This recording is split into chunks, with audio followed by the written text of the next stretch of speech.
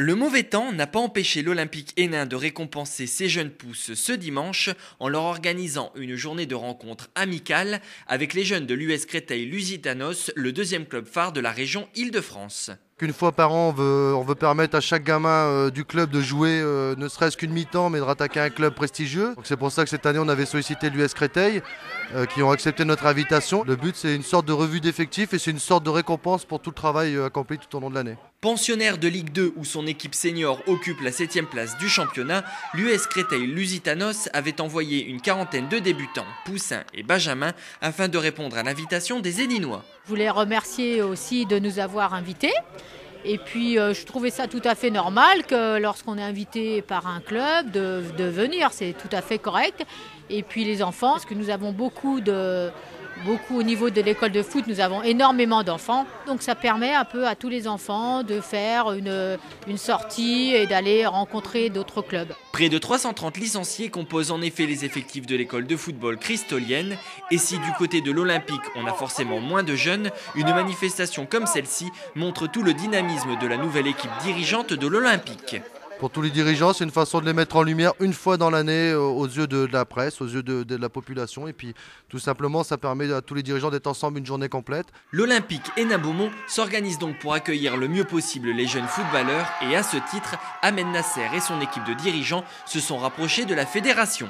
La politique sportive, surtout au niveau de l'école de football qui nous concerne ce matin, donc débutants, poussins, benjamins, c'est d'améliorer la qualité. Pour ça, on est en train de demander le label FFF, qui est une reconnaissance du travail effectué en profondeur.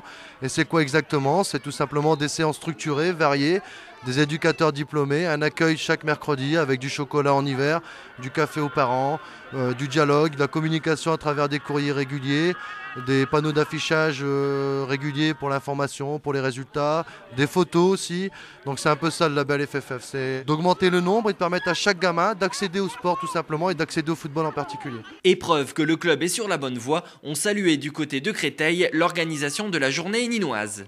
C'était super, on a été très bien accueillis, très bien organisés. C'est la première fois moi que je pars comme ça, je vais souvent dans des tournois, mais c'est très bien. En accueillant l'US Créteil, club formateur par excellence, les dirigeants héninois ont pu également profiter de l'expérience des cristoliens en la matière, même si les finalités sont forcément différentes pour les deux clubs. Après l'école de foot, il y a quand même les 14 ans fédéraux, donc il y a aussi une politique, on essaye de les former pour les garder, mais bon, ils peuvent pas, on ne peut pas les garder tous. Au bout d'un moment, il y a, c'est vrai, les meilleurs qui restent, mais disons que dans la politique, c'est essayer d'aller jusqu'en CFA ou en 18 ans. L'objectif, c'est d'avoir une politique cohérente, donc avec l'école de football, mais il y a aussi la préformation, c'est-à-dire les 13, 15, 18, et ensuite le sommet, c'est les seniors. On veut fidéliser au maximum les adhérents.